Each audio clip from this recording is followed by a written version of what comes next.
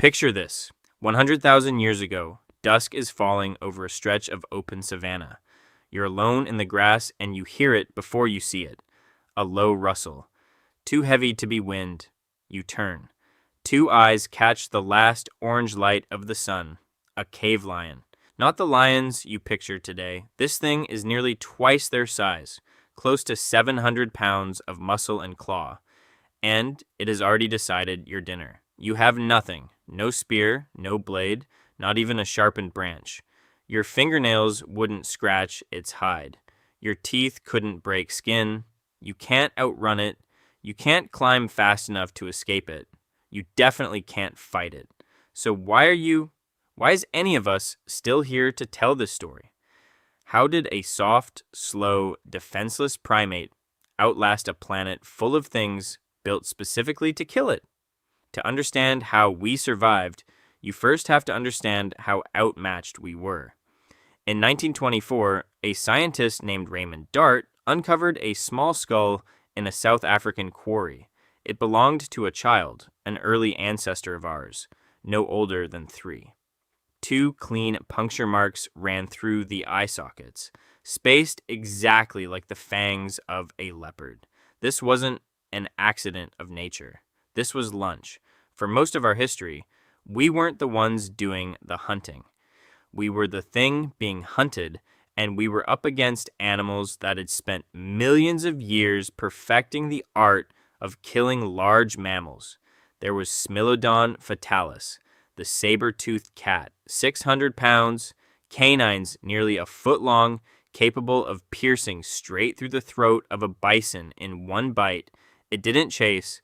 It hid in the grass and struck in a burst of speed you'd never see coming. There was the short-faced bear, standing 12 feet on its hind legs, weighing a ton, and, unlike modern bears that will happily eat berries or fish, this one ate meat exclusively, and it could run 40 miles an hour. If it spotted you, the outcome wasn't in doubt. There were cave hyenas that hunted in mobs of 20. With jaws strong enough to splinter bone for the marrow inside.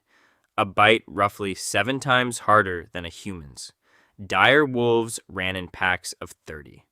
Cave lions were a quarter larger than the lions of modern Africa. In South America, there were flightless terror birds 10 feet tall with beaks that could cave in a skull with one strike. And we brought almost nothing to that fight. A chimpanzee, genetically our closest cousin, is roughly 3 times stronger than we are, has real fangs, can vanish up a tree in seconds, and still regularly loses to leopards. We were slower than chimps, weaker than chimps. Our eyes were useless after dark. Our noses couldn't smell a threat coming. Our ears weren't much better. Standing upright made us easy to spot from a distance. Our infants couldn't walk for a year and screamed loudly enough to announce our location to anything nearby. On paper, we had no business making it out of those first 100,000 years, and yet every predator on that list is extinct. We're the ones still standing. The turning point started with fire. At Wonderwork Cave in South Africa, researchers found ash layers and scorched bone fragments dated back roughly 1 million years. Some of the earliest evidence of controlled fire use. And fire didn't just warm us, it rewired our odds of survival. A fire creates an invisible perimeter, roughly 30 feet across, that most predators simply won't cross. It's instinct in them. Even today, lions in the wild will steer clear of flame. For us, fire meant light where there had been none, warmth for bodies that had lost most of their fur, and critically, time. Before fire, nightfall meant finding shelter and freezing in place until sunrise. After fire, we got 3 or 4 extra hours of usable night. Time to make tools, time to talk, time to plan. Fire also let us cook, and cooked food unlocked more calories with less digestive effort. More available calories meant our bodies could afford to fund something incredibly expensive to run, a bigger brain. And a bigger brain meant we got better, generation after generation, at solving the problem of not dying. Fire wasn't the whole answer, though. The second advantage was something baked into our bodies: stamina. We're miserable sprinters. A saber-tooth could hit 30 miles an hour almost instantly. We max out around 28 and only for a few seconds. But there's one thing we can do that nothing else on that predator list could: keep moving for hours without stopping. It's called persistence hunting. You don't try to outrun your prey, you keep it moving. A steady jog, hour after hour, following tracks, refusing to let the animal fully rest. It sprints, it stops to cool off, you catch up, it runs again. Eventually, its body can't manage the heat anymore. It collapses, and you finish the job with a rock. No other species on the planet hunts this way. That relentless endurance is arguably the single trait that turned us from prey into predator. The third advantage was our obsession with patterns. Our brains are built to notice. A snapped twig, disturbed soil, the depth and shape of a footprint. We used that skill on prey first, and then we turned it on the predators themselves. We learned their routines. Saber-tooths favored the water's edge at dusk. Cave lions steered clear of firelight. Short-faced bears were loners, fiercely territorial, easy to predict once you knew the pattern. We watched, we remembered, we passed the knowledge on. And every generation added a little more to what the last one knew. But the advantage that actually saved us wasn't a tool or a talent, it was each other. In Dmanisi, Georgia, archaeologists uncovered a skeleton nearly 1.8 million years old. An elderly individual who had lost every tooth years before dying. No teeth means no chewing, no raw meat, nothing solid.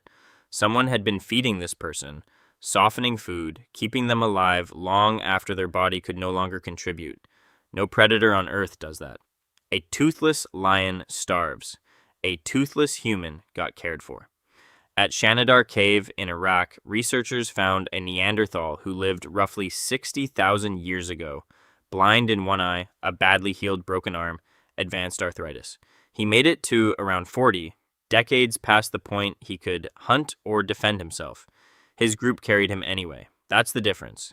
We didn't just band together, we looked after each other, even when there was nothing to gain from it. And our group hunting wasn't pure instinct like a wolf pack. It was coordinated. One group drives the prey toward a cliff, another waits below with spears. Someone else blocks the escape route. We used language to build plans with moving parts, and we threw weapons from a distance no predator could counter. 5 people with sharpened spears and a plan could bring down a saber-tooth.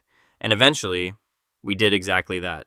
Around 400,000 years ago in what's now Germany, early humans were already crafting the Schöningen spears. Balanced, aerodynamic wooden weapons designed to kill from 30 feet away.